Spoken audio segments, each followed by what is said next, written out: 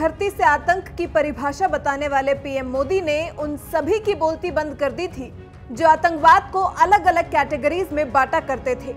प्रधानमंत्री ने बताया था कि आतंकवाद अच्छा या बुरा नहीं, आतंकवाद सिर्फ आतंकवाद होता है।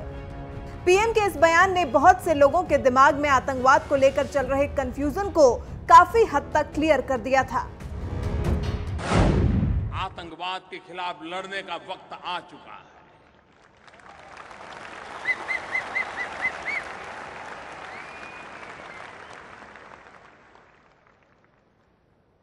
Good Taliban, bad Taliban, good terrorism, bad terrorism, ये अब चलने वाला नहीं है। हर किसी को तय करना पड़ेगा कि फैसला करो कि आप आतंकवाद के साथ हो कि आप मानवता के साथ हो। निर्णय करो।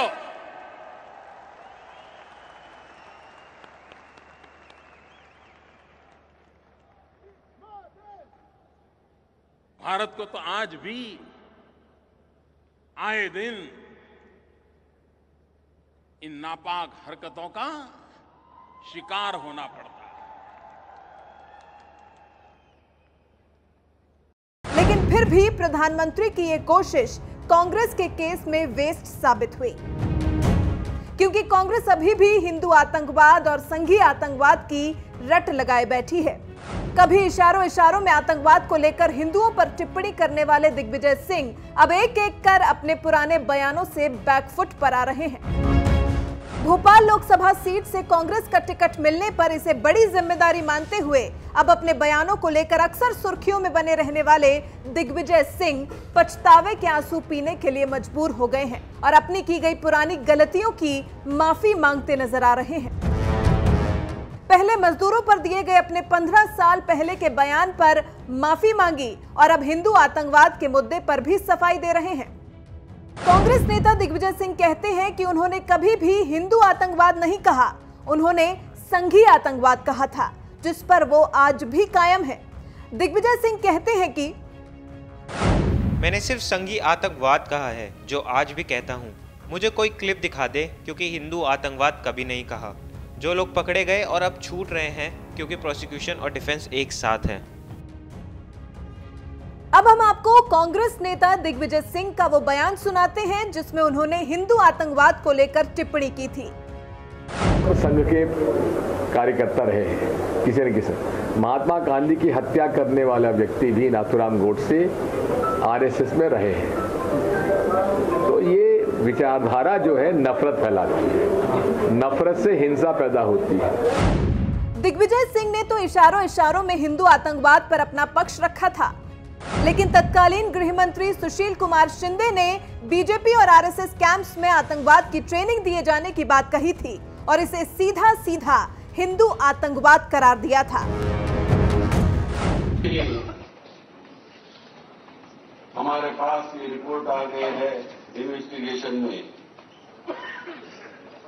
ये भारतीय जनता पार्टी हो या आरएसएस के हो, उनके जो ट्रेनिंग कैंप है वो हिंदू टेररिज्म बढ़ाने का काम देख रहे हैं। इस पर भी हमारी बड़ी कड़ी नजर है। समझौता एक्सप्रेस, मक्का मस्जिद बात, मालेगांव का स्फोट, इसमें अभी सब दिख पड़ रहा है, एक एक दिख पड़ रहा है कि वहां जाके बॉम्ब प्लांट करना और ताकि ये माइनॉरिटी के लोगों ने किया है इस प्रकार का बताना, इसके लिए भी हमें बहुत सतर्क रहना। कांग्रेस में हिंदू आतंकवाद को लेकर जो कंफ्यूजन है उसे वित्त मंत्री अरुण जेटली ने क्लियर कर दिया है। जेटली ने समझौता ब्लास्ट केस में असीमानंद के बरी होने से कांग्रेस को हुई परेशानी पर उसे घेरा है। जेटली ने साफ कहा कि उस वक्त हिंदू आतंकवाद की दी गई थ्योरी पूरी तरह से फर्जी थी और सिर्फ वोट बढ़ाने के लिए कांग्रेस ने ये थ्योरी बनाई थी। समझौता एक्सप्रेस का जो ब्लास्ट 2007 में हुआ था, उसमें पंचकुला अदालत का फैसला आया था। कल जो उसकी विस्तृत जजमेंट थी वो सामने आई है, वो रिलीज की गई है और आज के कई समाचार पत्रों में छपी भी है। और 2007 के बाद एक बिल्कुल स्पष्ट था कि यूनाइटेड स्टेट्स का जो स्टेट डिपार्टमेंट था वो बार बार हमें सूचनाएं देता था कि कौन सही मायने में आतंकवादी हैं जो उस घटना में शामिल थे। उनके नाम भी थे। यूनाइटेड नेशंस प्रस्तावना में भी कुछ लोगों को आतंकवादी उसी आधार पे कहा गया था।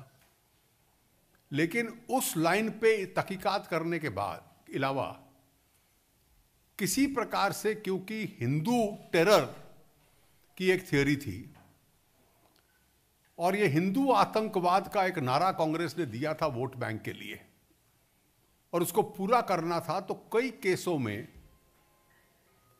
उन्होंने फर्जी एविडेंस के बेस पे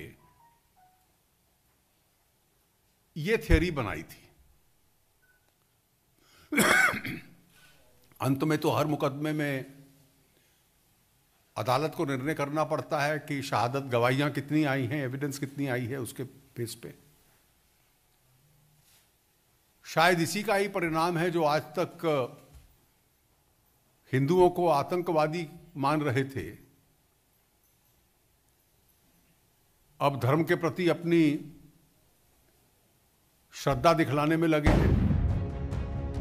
समझौता एक्सप्रेस विस्फोट कांड में विशेष अदालत से सबूतों के अभाव में असीमानंद के बरी होने के बाद से वो विपक्ष बौखला गया है जिसने साबित करने की कोशिश की थी कि मालेगांव, अजमेर दरगाह, समझौता एक्सप्रेस, मक्का मस्जिद में हुए हमलों में हिंदू संगठन से जुड़े तत्वों का हाथ था। उस वक्त तो इसे आसानी से हिंदू आतंकवाद का नाम देकर नई थ्योरी दी गई थी, लेकिन उसे साबित कर पाने में नाकामयाब विपक्ष अब बैकफुट पर है और अरुण जेटली ने इसका करारा जवाब दिया है। इससे पहले केंद्रीय मंत्री स्मृति ईरानी ने भी इस चुनावी मौसम में कांग्रेस के बदलते तेवरों पर जोरदार प्रहार किया था। स्मृति ईरानी ने कहा था कि हिंदुओं को आतंकवादी बताने वाले आज खुद जनेऊ पहनकर घूम रहे हैं। पार्टी कोर्ट में दस्तावेज देती थी कि राम का कोई अस्तित्व नहीं, वही राम भक्त बनकर घूम रहे हैं। पार्टी जिनकी नई पीढ़ी के पास विदेश घूमने का वक्त था, आज गंगा मैया के दर्शन कर रहे हैं। वो कांग्रेस पार्टी जो कहती थी कि हिंदू आतंकवादी है, आज वो जनेऊ पहनकर घूम रहे हैं। ये बतलाती है कि भारत की जनता विकास चाहती है और एक बार फिर एक गरीब माँ के बेटे पर विश्वास कर नरेंद्र मोदी को प्रधान सेवक बनाने का संकल्प भारत की जनता ने लिया है। तो देखा आपने, 2014 के बाद 2019 में भी चुनावी मौसम कांग्रेस के लिए भारी है तो बीजेपी का पलड़ा भारी है, क्योंकि कांग्रेस बैकफुट पर खेलने के लिए मजबूर है, लेकिन बीजेपी हमेशा की तरह आज भी फ्रंट फुट पर ही बैटिंग कर रही है। आतंकवाद के खिलाफ लड़ने के संबंध में आपने स्पष्ट संकेत दे दिए। न सिर्फ 4.5 लाख करोड़ रुपए का पूंजी निवेश की बात नहीं है, ये एक निश्चित दिशा में कंधे से कंधा मिलाकर के चलने का एक प्रकार का संकेत इस जॉइंट स्टेटमेंट में।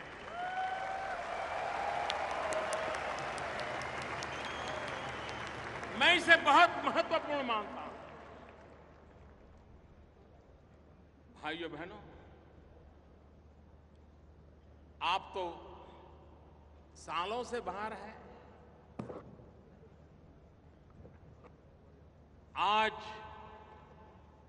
भारत का नाम सुनते ही आपके सामने खड़े हुए व्यक्ति की आंखों में चमक आती है कि नहीं आती है? आपका माथा गर्व से ऊंचा होता है कि नहीं होता है? आपका सीना तन जाता है कि नहीं तन जाता है? एक गर्व महसूस करते हैं कि नहीं करते हैं? भाइयों बहनों, आज दुनिया का हिंदुस्तान की तरफ देखने का नजरिया पूरी तरह बदल चुका है और उसका एक कारण, क्या कारण है?